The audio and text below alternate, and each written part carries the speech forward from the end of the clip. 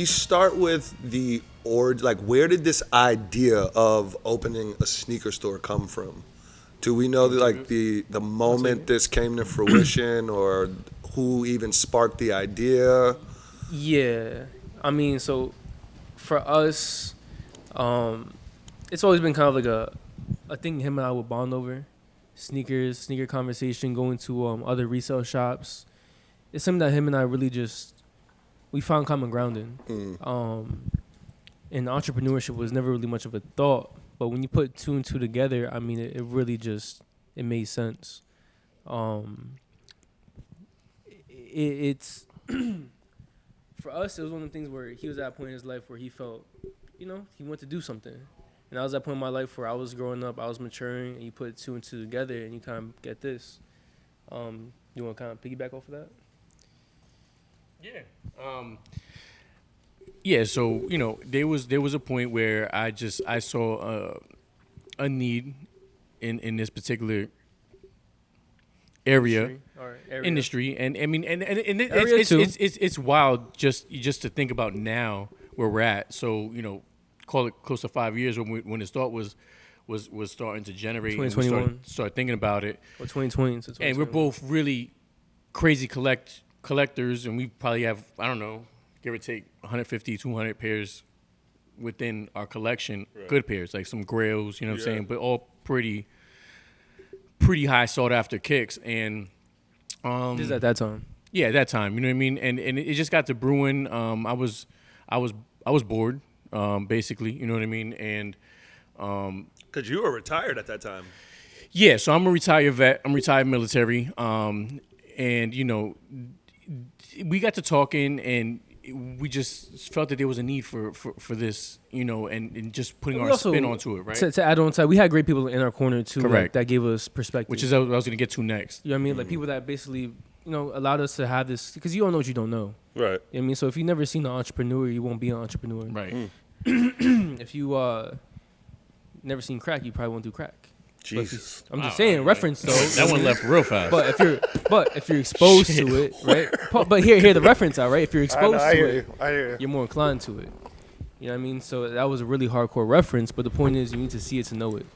And yeah, so I'm gonna big him up right now. So my brother, for real, like my brother, like my mother's child, Jose Penegote, he's an entrepreneur in the area, and we were growing closer and closer. Our families were meshing, and we're chilling, vacationing. And we're in the pool. We're all chilling, hanging out, having a few drinks, relaxing, enjoying life. And, the wild idea came up of, like, why don't we open a sneaker box and, have D run this? Like, you know what I mean? Let's, you know what I mean? Like, we all love this. Like, this is, like, there's a need for it. You know what I'm saying? Like, and, I'll be honest with you. I was drunk. I was having a good time. I might have just been talking to talk. You think you're just talking, like, this spitball that, probably a good idea, but we ain't going to do it for real. Right. And ironically, the next morning, Jose didn't have a hangover, and he woke up and he's like, "Yeah, we're gonna do it." And he's got Excel sheets, and he's like, "This is probably what we should do here." And there's like, he's got this sketch of what this wall became, and I'm like, I think I was hungover. I don't know if I was, questioning. I got nervous, you know what I'm saying? But at the same time, I felt confident that someone that's in business and understands business took that idea and said, you know what, it's a great idea. Yes. You know what I mean? And this is what we should do. So I owe him a lot for putting the battery in my back and the battery in D'Anthony's back to get us to where we're at now. Right. Because if it wasn't for him, it wouldn't be this wouldn't exist straight up. You know what I mean? The idea was there. It was always a love of ours, but to be able to execute it and create an actual business, that wasn't something I think we would have done. Well, the idea of entrepreneurship, right? Because you can love something and you can have a passion for it, but if you don't put the right pieces in the right places, it's never really going to truly take off. That's a fact. Okay. And just to have the perspective of, you have to account for everything from a build out standpoint, from processes to policies, everything has to be thought out. Everything has to be put in the right place. And if you don't fully grasp that and you miss one slight piece, though, you're built on a bad foundation. You won't last. We were still flying at the seams of things. Don't get it twisted. And you know what I'm saying? Like that's what we're gonna talk about. We're gonna get into that. So, but that was the fruition of what this is today. You know what I'm saying? So, like the origin, I guess. Correct. Yeah, you can call it the origin for sure. The foundation. definitely the foundation. That was definitely the foundation You of guys opened what it around is today. COVID too, if I'm not 2020 mistaken. March 6th. Bro, if I told you that people, how many people told me I was crazy? Bro.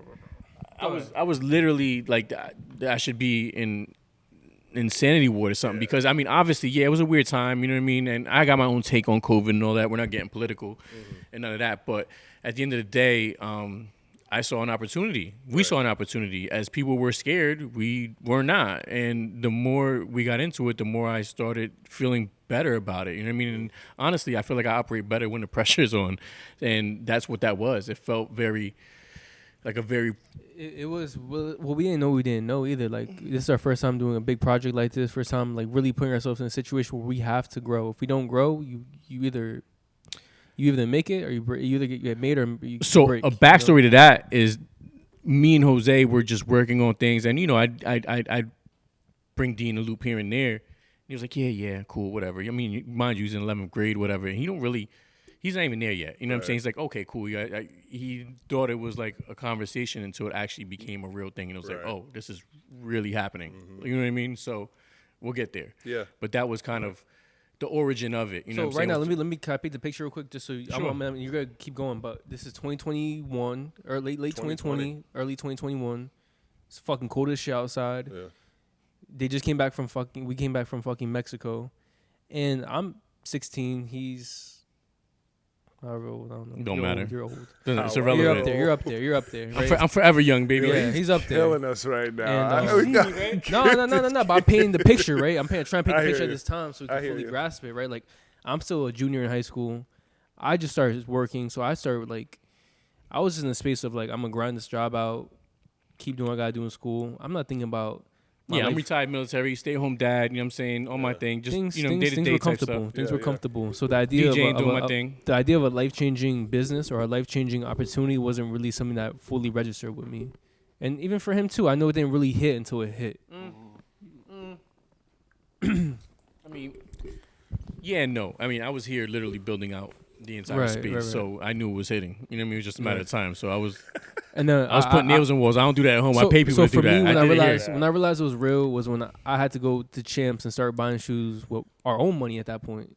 Yeah. Like we literally put our whole collections in here. At the point at that time, We'll get there. We'll get there. Yeah. We'll get there. All right, That's- so That's go ahead. the whole other Yeah. story. Yeah, Just don't So jump- now like we're how we painting the started, picture. like after the build out, how we started that. It's Yeah. So now that's the picture of like where we're at that time in our lives, and then from there, keep it out your picture. Go ahead. Are we gonna continue with this conversation? We're- Are we still we're we still going? No, yeah. Yeah. I mean, basically, what it came down to was us putting that collection I discussed earlier into the store, Okay. like letting go of grills I really didn't want to let go of. Got you. But for the better of the business, like I had to do that, right? Because that was the heat. You know Right. what I mean? And outside of that, I mean, we were in the loop with a few of the local resellers and some of the bulk people, suppliers, right? And we basically asked them, to come in and consign. But And- real shit though, we didn't really have that much in here. Like if I actually want to show the camera. we what we'll do is we'll provide some pictures because Yeah. it was naked in here. Yeah. I actually want to go to this because we're talking about the inventory, but I want to. Where did the space come from? Because everybody that walks in here, I mean, So, you guys are check in this out. the alley. I'm talking about premier downtown space. Everybody takes pictures. I got engaged in front of your store. That's- Like you don't understand, like That's big where right you there. That is guys big. have a great Congratulations. space. So what? Congratulations.